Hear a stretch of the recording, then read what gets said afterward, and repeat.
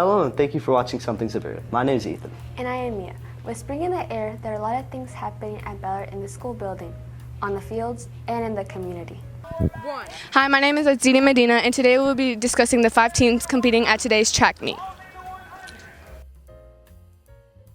Today we have Trinity, Cal, Male, and more, and our own Ballard Bruins.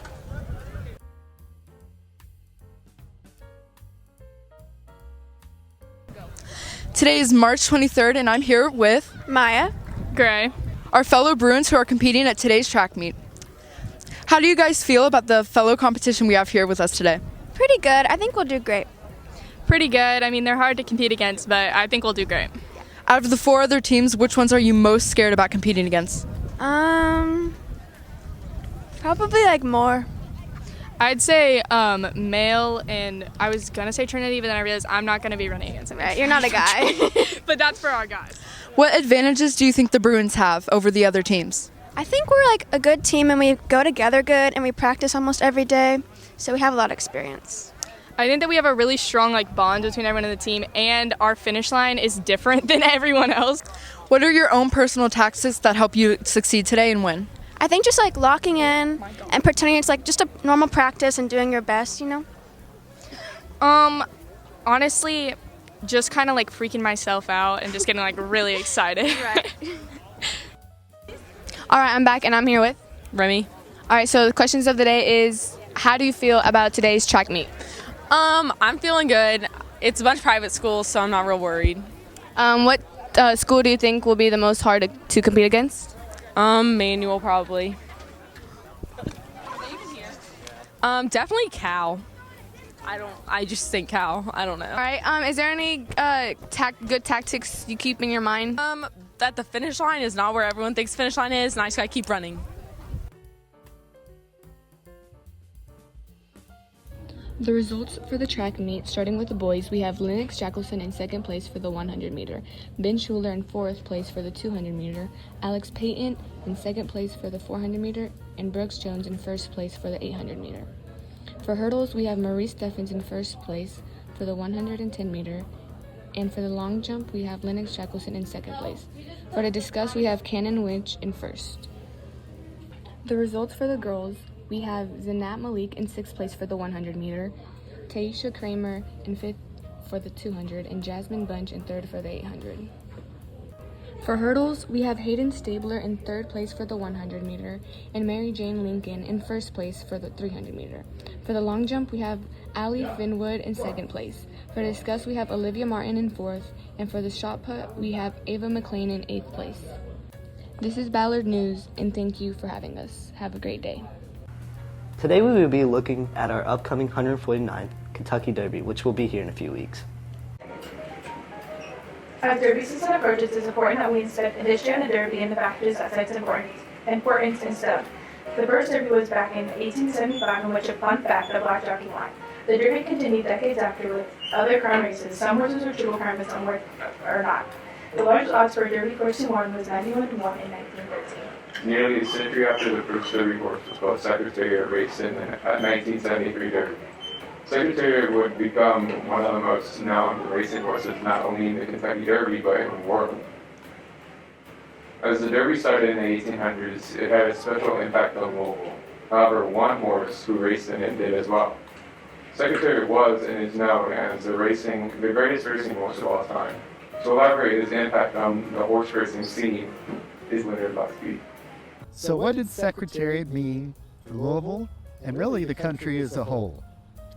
Well, for Louisville, the 99th Kentucky Derby in 1973 at that time was the largest derby ever. The crowd was so interested in seeing Secretariat. He had such a great reputation. He came to town off a loss, actually. So there were several that thought, maybe the derby distance is too long. But his team was out to prove that they were wrong, all the naysayers. And he came to town with a lot of fanfare, a lot of press. A lot of people were calling him the super horse. Other people were saying, no, he's kind of a fraud. He'll never be able to go the mile and a quarter distance.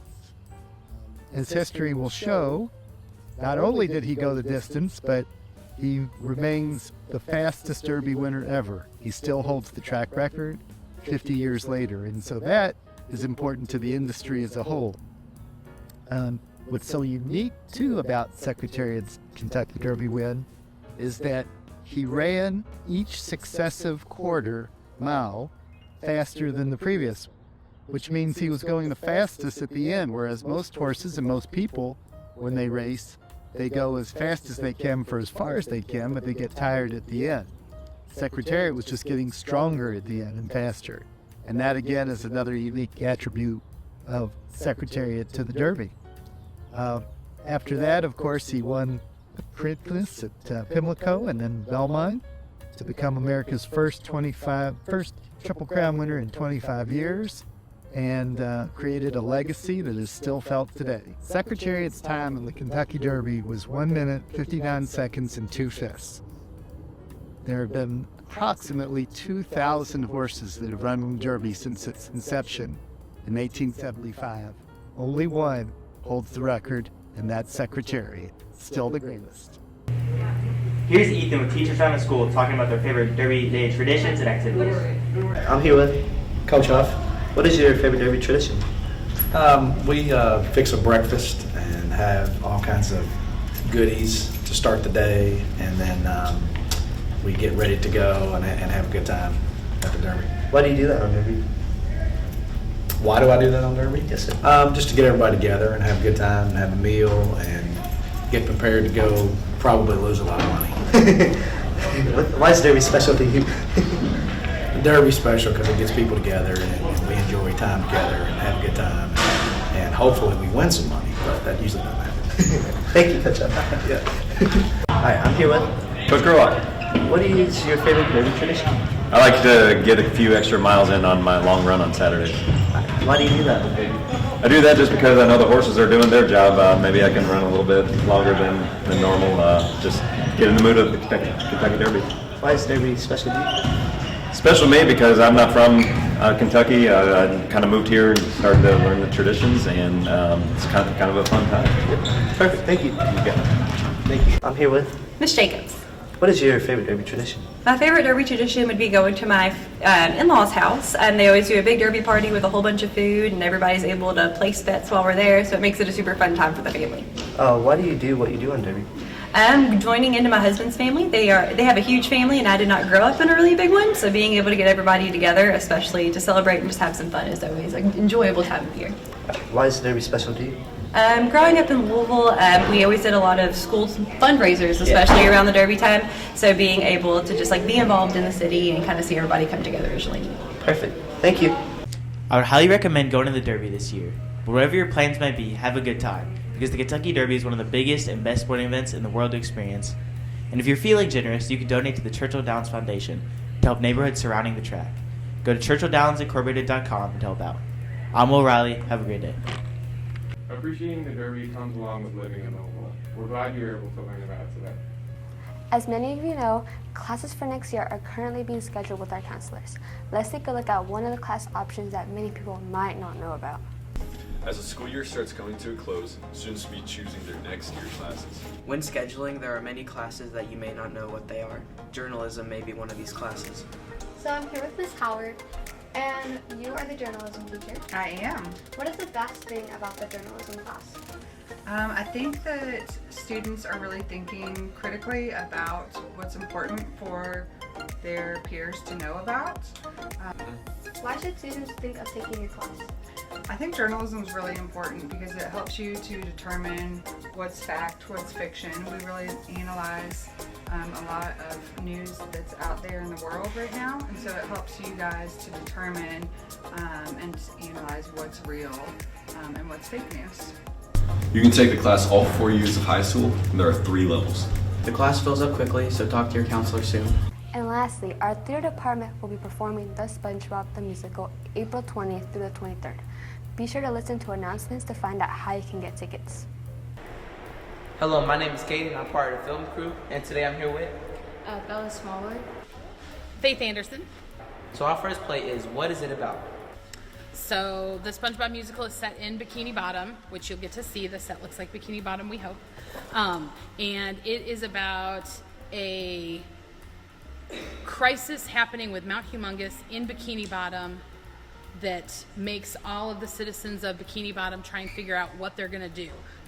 So it's kind of just a big craziness, and then as usual, SpongeBob and Sandy and Patrick manage to come together and things get solved. I am in charge of painting crew, so I have to paint like a lot of stuff. I don't know if I can be specifically, like coral, stuff like that. The show opens on April 20th. So April 20th and April 21st, the show's at 6:30 p.m. And then April 22nd and April 23rd, it's a matinee at 1 p.m. Come out and support, see the show. You heard it here, folks. Every once in a while, our staff members will provide a commentary on things affecting us as students. Here's Mia to update us on next year's time schedule change. As many of you know, JCPS has approved the new start times. Ballard will be one of the 146 schools to change start times. Only 19 of the 165 schools will keep their start times, while the rest of the district will change their start time to 8 a.m. or later. Dr. Polio claims that research proves that a later start time is better for students both physically and mentally. Changing start times to later would also help with the busing issues of not having enough bus drivers or routes to get students to and from school. Having later start times could also help economically disadvantaged students by helping decrease absences and tardies. And while also there are many reasons to be for a change in start times, there are also downsides. One of the main issues could be childcare. Many families already struggle to get affordable childcare, especially in low-income households. This could become an even bigger problem for families for the change in start times. For example, an elementary student that starts earlier than their high school sibling will get out earlier, and in some households, the younger siblings count on the older sibling to be home to care for them, sometimes for hours. So changing school start times could have both positive and negative effects. With these start time changes across the district, hopefully there will be more positive than negative effects. Hello, my name is Benjamin Dean, and today I will be going over some ways to prepare for the finals that are coming up at the end of the year with Mr. Smith. Say hello, Mr. Smith. Hello, Mr. Smith. There you go. So what are some ways you would recommend to prepare for the finals? The way to prepare for the finals is kind of counterintuitive. You want to get plenty of sleep, you want to have a good diet, you want to have that consistent probably a week before it's time to start getting ready for the finals. And you don't want to overstudy. I think the tendency is you got to cram as much information into your brain as possible. The reality is you really don't keep that much information in your brain when you cram, and you can kind of stress yourself out, which helps you to forget. So you want to get as much information that you can get without stressing yourself out, without staying up too late, and try to have good life balance before going into your finals. Do you know of any strategies to prepare this way? Well, those are some strategies, but I also think that you use your resources, talk to people who've gone through those finals before. If you have a teacher that has been here for a while, you might want to talk to some students who have had that teacher before and see, what helped them to pass those classes. And also talk to your teacher. Ask your teacher, what are the things that you want to focus on. A lot of times teachers will go over that type of stuff, but, I think a lot of times if you set the intention of trying to be successful during finals by talking to people, saying, setting your goals, what are the things that you're trying to achieve on those finals, you have a better chance of being successful on the finals. Do you know of any ways to keep people from forgetting to study or putting it off? Yeah, I'm a procrastinator myself, and I think that's very difficult. I think you have to know yourself and be honest with yourself if you're a procrastinator. Get with people who can hold you accountable to not procrastinate and not put it off, so that they can help you when it's time to be ready to study and be successful. It is easy to procrastinate. It is easy to let that stuff go, but if you have goals and things that you want to achieve, especially with any of these finals, it's best to try to set yourself up for success instead of just doing the things that you've done before and poor habits that you've had maybe before that have not allowed you to be as successful. All of you are set up for a good finals this year. Your teachers have given you a lot of information. Lord knows you guys have been tested a whole lot, but use this time to kind of show what you know. Be confident in the things that you know. Try to boost the information that you can get from the things that you don't know as well. And just remember, this is the only time in life that you'll have to do it. Once it's done, it's done. And that's all for now. Thanks for watching. Some things are brewing.